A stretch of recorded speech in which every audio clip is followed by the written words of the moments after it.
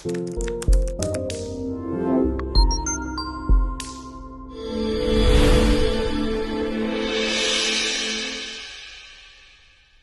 semuanya, perkenalkan, namaku Gabriela Tesalonika dengan NIM 2011211004 dari kelas A2, jurusan Ilmu Kesehatan Masyarakat, Fakultas Kesehatan Masyarakat, Universitas Andalas. Di video kali ini, saya akan memberikan penyuluhan kepada keluarga saya mengenai suatu penyakit kesehatan reproduksi yang bernama penyakit sifilis. Nah, sebagai calon sarjana kesehatan masyarakat, saya memiliki tugas untuk memberikan penyuluhan kepada masyarakat agar masyarakat teredukasi dan memiliki pengetahuan agar terhindar dari penyakit ini sehingga dapat meningkatkan kualitas hidupnya. Pada video kali ini, saya akan memberikan penyuluhan kepada keluarga saya agar keluarga saya dapat terhindar dari penyakit sifilis ini. Nah, sebelum itu, saya jelaskan terlebih dahulu ya, apa itu penyakit sifilis. Penyakit sifilis atau raja singa merupakan salah satu penyakit menular seksual yang disebabkan oleh bakteri di mana melalui perantara hubungan seksual yang dapat mengancam hidup manusia dan menyerang pria maupun wanita.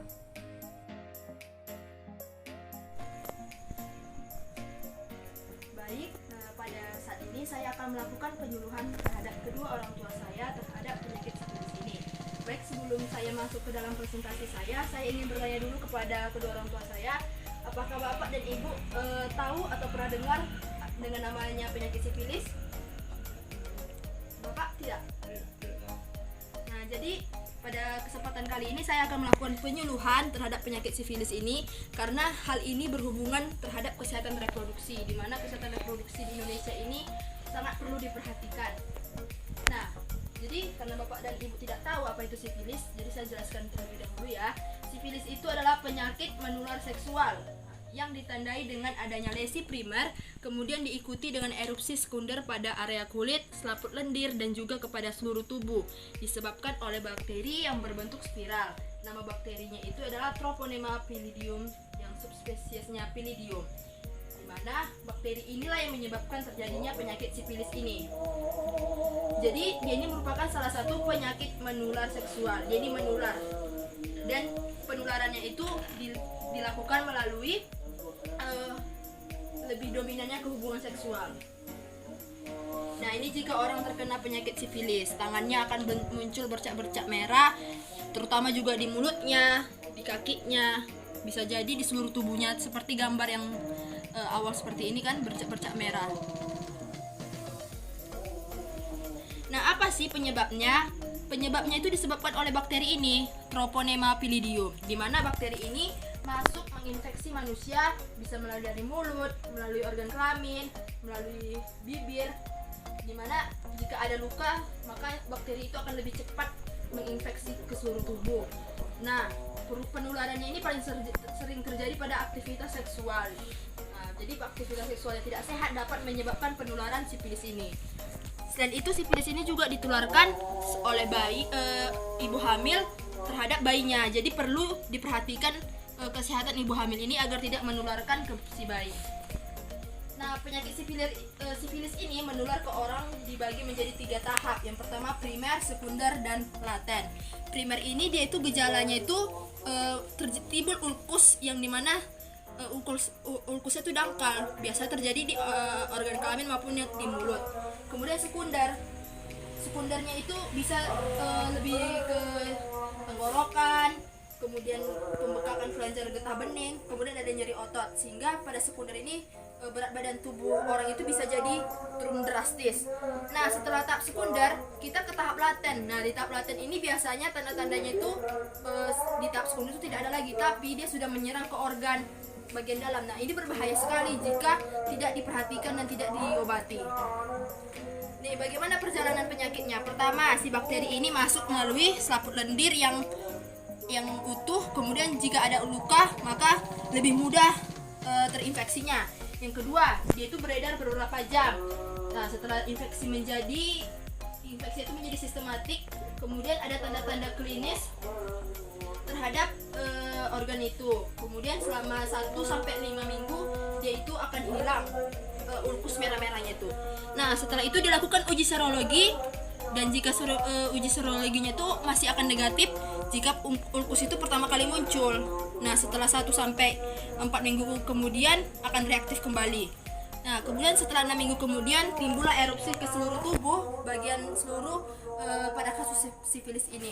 Nah, seperti itulah ruam-ruam merah itu bakal muncul ke seluruh tubuh, sehingga ini akan, tapi terjadinya penyembuhan spontan gitu, masih beradaptasi lah si sifilis ini. Kemudian terjadilah ke tingkat laten, di mana tidak ditemukan lagi tanda-tanda klinis, namun pemeriksaannya itu berlangsung, masa latennya itu berlangsung bertahun-tahun, bahkan seumur hidup. Nah, laten inilah jika tidak diobati maka bisa seumur hidup sampai mati si manusia itu. Nah, apa sih penyebabnya terhadap penyembuhan sifilis ini? Yang pertama itu adalah kita tuh tidak patuh dan tidak paham terhadap apa sih penyakit sifilis ini. Justru karena tidak patuh dan tidak paham itulah makanya kita seenak-enaknya terhadap penyakit itu. Maka oleh karena itu, akibat kurangnya pengetahuan, kurangnya pemahaman masyarakat terhadap penyakit, maka suka-sukanya terhadap penyakit itu, dan beginilah akibatnya. Terjadilah dia terkena sifilis itu dan susah terhadap penyembuhannya. Maka bagaimana peran SKM terhadap hal ini? Di mana kami berusaha untuk mengedukasi dan mengoptimalisasikan kemampuan komunikasi masyarakat berkaitan dengan pelayanan informasi obat sehingga mendukung pengobatan. Sehingga jika kami menginformasikan obat, maka praktek obat itu akan lebih optimal dan masyarakat lebih teredukasi mengenai apa penyakit sifilis ini. Nah, edukasi yang dapat diberikan yaitu penjelasan kepada masyarakat mengenai penyakit sifilis ini. Contohnya seperti saya kepada Bapak dan Ibu, kemudian penjelasan tentang obat dan bagaimana aturan penggunaan obat. Jadi, jika tidak diperhatikan penggunaan obat maka akan berbahaya. Kemudian memberitahu bagaimana cara agar tidak menular. Caranya tidak menular yaitu bagi penderita sifilis ini dilarang untuk melakukan hubungan seksual, karena udahlah dia kena penderita tuh dia melakukan hubungan seksual, berarti kan dia jadinya makin banyak lah orang yang terkena gara-gara itu. Nah, yang terakhir yaitu memberikan pesan kepada pasien agar kontrol rutin setiap minggunya. Nah, ini misalnya Bapak dan Ibu memiliki keluarga yang terkena sifilis, diingatkan lagi nih keluarganya untuk selalu kontrol, karena jika tidak kontrol maka infeksinya akan menyebar dan semakin dalam. Nah, apa yang bisa dilakukan untuk mencegahnya? Bagaimana jika Bapak dan Ibu kan belum terkena? Bagaimana cara mencegahnya? Yang pertama, setia terhadap pasangan. Yang kedua, menggunakan alat kontrasepsi saat hubungan seksual. Yang ketiga, melakukan hubungan seksual yang aman. Yang keempat, tidak menggunakan narkoba atau nafza atau alkohol. Ini biasanya bagi lelaki nih. Yang kelima, penting jika bagi ibu hamil untuk selalu memeriksakan kandungannya agar bayinya itu tidak terkena penularan. Yang terakhir, jika merasa terkena sifilis ini, lakukanlah screening terutama bagi pekerja seks komersial. Nah, ini Bapak dan Ibu bisa melakukannya. Selain ini bisa juga melakukan pola hidup yang sehat, makan makanan yang bergizi.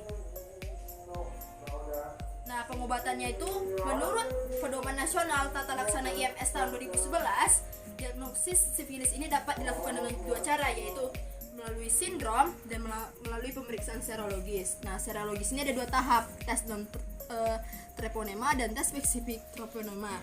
Tes non treponema ini biasanya screening untuk dipakai untuk terapi gitu, ada screening awal. Tapi hasilnya itu tidak benar, maksudnya harus diuji lagi. Nah, inilah uji tahap kedua, yaitu melalui tes spesifik treponema, di mana hasilnya ini menunjukkan yang betul-betul gitu, hasil yang benar, dan ini menyatakan hasil positif atau reaktif seumur hidup setelah, walaupun terapi sifilisnya ini berhasil. Jadi inilah penentu orang tersebut sudah sembuh atau masih terkena. Yang kedua ada tes cepat sifilis, yaitu secara rapid dan bisa jadi dengan pengobatan stadium primer, sekunder, dan laten yang mana menggunakan obat antibiotik. Nah, ini biasanya dokter yang memberikannya, makanya perlu kita mengetahui secara dini apakah kita terkena penyakit sifilis atau enggak. Dan juga kita harus tidak boleh melakukan hubungan seksual jika sudah terkena, karena hubungan seksual inilah yang membuat penularan terjadi terhadap penyakit sifilis ini. Dan kita untuk memastikan kesembuhan, maka perlu kita melakukan tes darah dan ke dokter. Ingat ya Bapak dan Ibu, sangat perlu dijaga ini. Nah, ini yang saya jelaskan tadi, ada terapi-terapinya, terapi sifilis primer dan laten, yang mana ada terapinya itu besantin, bezilipenisilin. Kemudian ada sifilis yang laten,